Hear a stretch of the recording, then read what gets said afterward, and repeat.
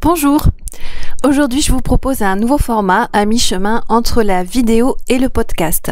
Alors en effet, sur la chaîne YouTube, vous trouverez un enregistrement sur le sujet du jour, illustré de photos, de documents, de présentations, éventuellement d'autres vidéos. Et cet enregistrement est aussi disponible au format audio sur Anchor. Si je vous dis psychanalyse, le premier nom qui vous vient à l'esprit, c'est Freud. Éventuellement, un deuxième sera Lacan. Mais vous vous doutez bien que ce ne sont pas les deux seuls psychanalystes qui ont marqué l'histoire de la psychanalyse et qui ont fait avancer les différentes théories psychanalytiques. Aussi, je vous propose une petite série sur d'autres psychanalystes, plus ou moins connus, qui ont apporté chacun leur pierre à la psychanalyse. Je vous avais déjà parlé dans une précédente vidéo de Sándor Ferenczi. Aujourd'hui, c'est la vie et le parcours d'Anna Freud. Pour ceux qui ne me connaissent pas déjà, je suis donc Anne-Angélique Zemmour, je suis psychanalyste, sophrologue et écrivain. Je suis spécialiste de l'enfance et de l'adolescence. Alors si vous souhaitez me suivre sur YouTube, vous êtes libre de vous abonner. Vous pouvez me suivre également sur Facebook et Instagram et désormais sur Anchor. Alors Anna Freud, c'est la fille du père de la psychanalyse, Sigmund Freud. Freud a eu 6 enfants avec sa femme Martha et Anna est la dernière. Elle naît le 3 décembre 1895 à Vienne, en Autriche. Alors qu'aujourd'hui, déontologiquement, ce n'est plus possible, Anna a été la patiente de son père. D'abord une première cure de 1918 à 1922, à l'issue de laquelle elle va intégrer la Société de psychanalyse de Vienne, puis une deuxième cure de 1924 à 1925. Avant de devenir psychanalyste et s'orienter plus particulièrement vers la psychanalyse des enfants, elle a suivi une formation à la pédagogie Montessori et elle a été aussi institutrice et a créé des jardins d'enfants à Vienne puis à Londres après avoir fui l'Allemagne nazie en 1938. Ayant beaucoup aidé son père malade, Anna Freud reste célibataire et elle meurt à Londres en 1982. Anna Freud a une approche essentiellement développementale.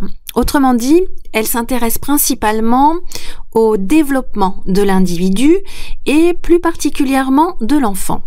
Cela signifie que pour elle, les attitudes et les comportements d'un individu vont être différents en fonction de son étape de développement, de son étape de maturation. Par exemple, si un sujet a des actes de cruauté durant la petite enfance ou bien à l'adolescence, cela sera considéré comme normal. Alors que si ces mêmes actes de cruauté se produisent durant la période de latence de ce même individu, c'est-à-dire entre 7 et 12 ans, ils seront considérés comme inquiétants.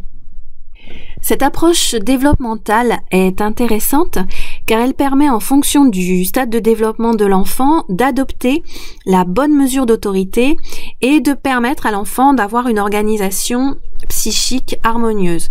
Donc il s'agit pour les parents de réajuster incessamment l'équilibre entre la satisfaction pulsionnelle et ainsi éviter l'inhibition et le contrôle de ces pulsions afin aussi d'éviter par ailleurs une dérive vers la délinquance.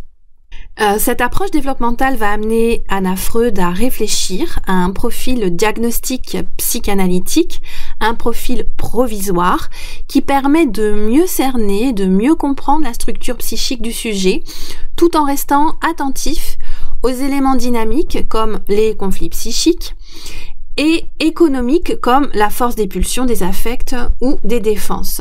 Alors cela donne une sorte de ligne directrice et permet de mieux saisir de quelle façon le sujet s'est développé, comment il est passé par exemple de la tétée à l'alimentation diversifiée, de la dépendance à l'indépendance affective. Anna Freud est connue aussi, enfin très connue même, pour son ouvrage « Le moi et les mécanismes de défense », publié en 1936, qui répertorie les mécanismes de défense. Elle y reprendra ceux déjà décrits avant elle, tels que la formation réactionnelle, la projection, l'introjection, la régression, la sublimation, l'isolation, l'annulation, le renversement en son contraire et le retournement contre soi. Et elle va ajouter les stades préliminaires de la défense, comme le déni dans le fantasme, le déni dans les mots et dans les actes, l'identification à l'agresseur et l'altruisme défensif. Si vous souhaitez en savoir davantage sur les mécanismes de défense, vous trouverez une vidéo que j'ai consacrée à ce sujet sur YouTube.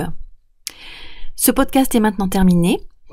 S'il vous a paru un peu court et que vous souhaitez mieux connaître Anna Freud, je vous recommande vivement la lecture de ses ouvrages, plus particulièrement celle du traitement psychanalytique des enfants, ainsi que le moi et les mécanismes de défense, ou encore l'ouvrage sur le normal et le pathologique chez l'enfant, estimation du développement.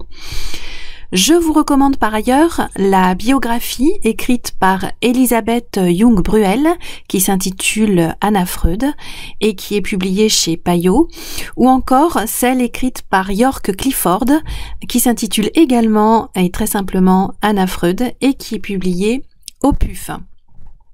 Je vous remercie de m'avoir écouté jusqu'au bout. Si vous souhaitez me suivre sur YouTube ou sur Encore, vous êtes libre de vous abonner. Si vous avez aimé ce podcast, vous pouvez le liker, le partager ou bien encore me l'écrire en commentaire. Je vous dis à très bientôt pour un nouveau podcast.